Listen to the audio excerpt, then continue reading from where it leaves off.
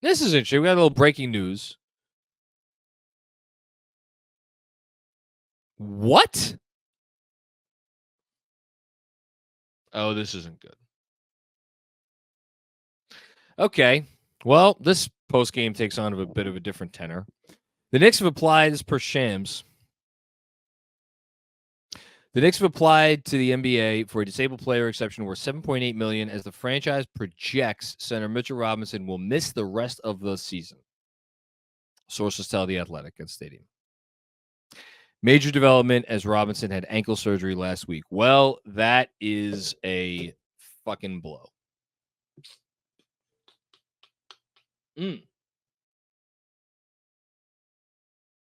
That's a blow. That's a big blow.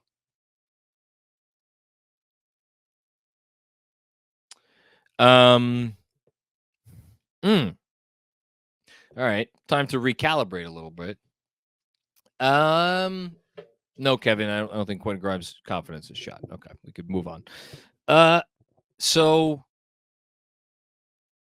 we'll get to Fred's comment in a second. As Fred just texted me a minute ago saying he wants to see my reaction when I see the Mitch injury news.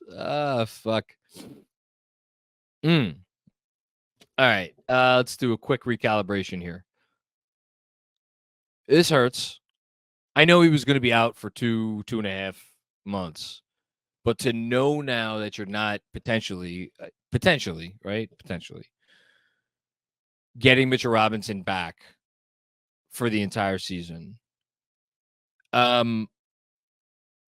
it lowers the ceiling of the team for sure, because the best version of this team and the version of this team that is able to play the sort of defense that can win you a playoff series,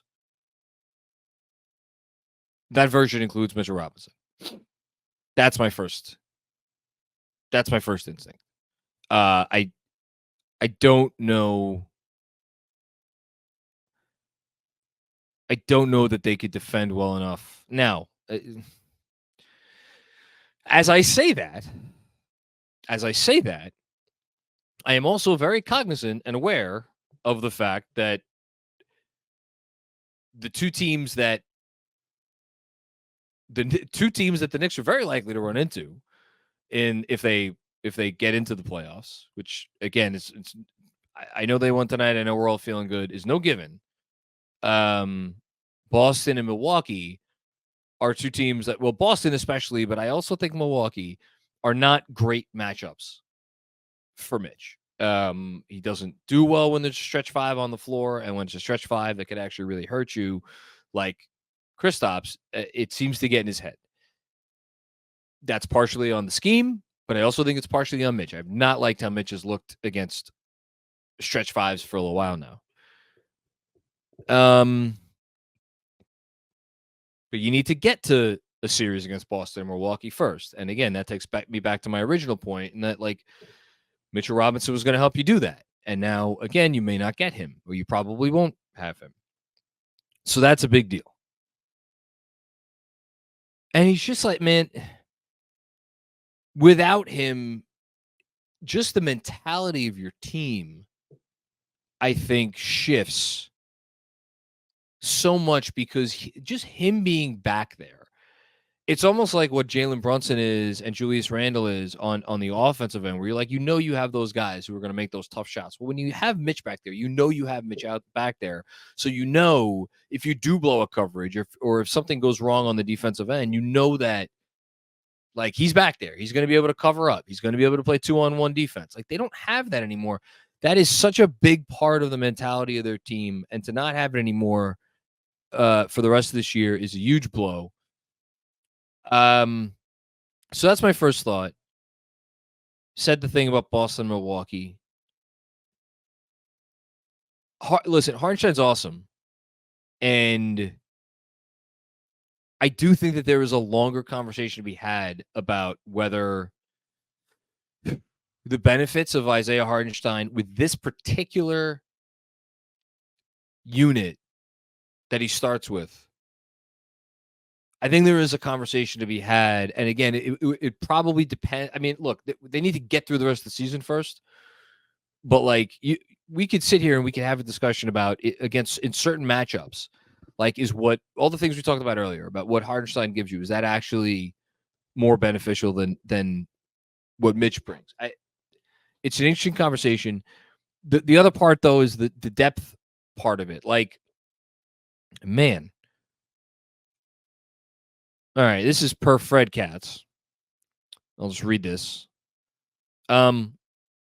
To get a disabled player exception, the NBA's doctors have to believe that a player is substantially more likely than not to be out through June 15th. The Knicks wouldn't apply for it if their doctors didn't believe that was the case. Terrible blow for both Mitch and the Knicks. Yeah. And then this is per Steph Bondy.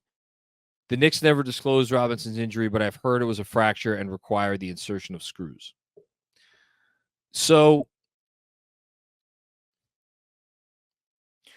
this gets to the other part of this, the $7.8 million exception that they're applying for, because they're obviously not applying for that for their health. No pun intended.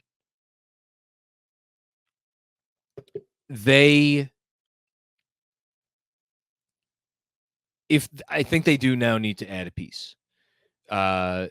Jericho Sims, I'm not going to sit here and disparage Jericho Sims. Jericho Sims is a really nice find at the 58th pick in the draft for the regular season. If he's coming in off your bench and playing, 10, 12 minutes a night, for stretches of the season, that's fine. That's what he should be doing. If you're a team that intends on winning a playoff series, like, you're not talking about Jericho Sims. And I mean, my God, does it pain me? Does it pain me to say this? But Taj, at this point in his career, same category. Like, I'm nobody. There's literally no one. I don't think Taj's family loves Taj Gibson more than me. I think even Taj would probably admit that on a team with designs of winning a playoff series, he's probably not the guy that you want to count on to play upwards of like 20 minutes on some nights, which if this team didn't make a move. So now you apply to that for that exception. We'll see if they get that exception. If they get the exception, I mean, you could fit some guys into that exception. I'm not gonna sit here and go through the league right now. 7.8 million. That's a not insubstantial amount. Obviously, essentially it's treated like a traded player exception. So you can send someone out, and if the salaries don't match up, you can fit them into that exception. Now, what I'm not sure about, and what I don't know, if Fred's still listening. I'm sure he's already doing his research on this, or he may actually have this off the top of his head, or anybody else could chime in. Pretty sure the Knicks are dangerously close to the luxury tax. So, and even more than that, they are hard capped this year. So, I'm not sure how that works. Are they even going to be able to spend that entire exception? Obviously, it would depend on the money going out. I think it would depend on the money going out in the deal.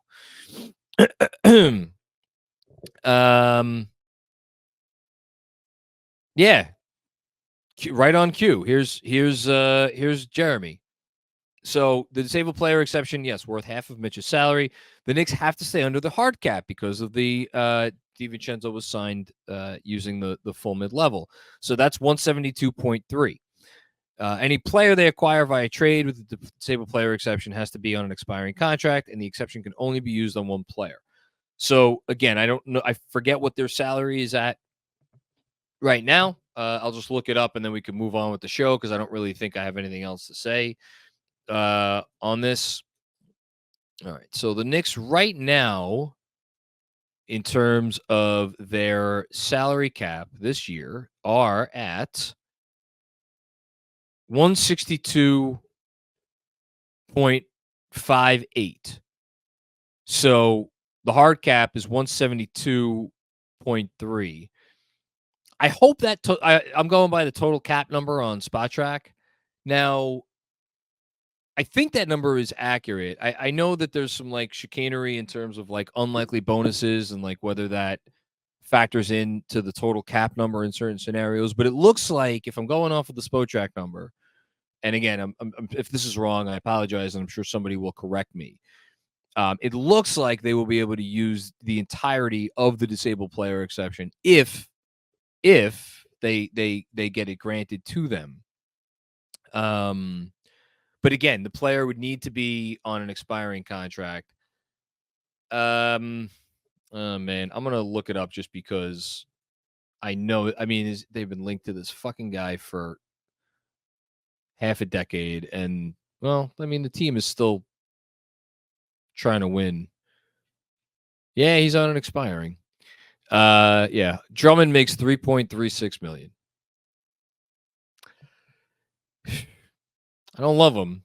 Never have been a huge fan of Andre Drummond, but like in terms of fitting what the Knicks kind of look for in that sort of player, God, that's painful. But I just said Andre Drummond's name on a fucking what was a very happy post game podcast. How the hell do we get here?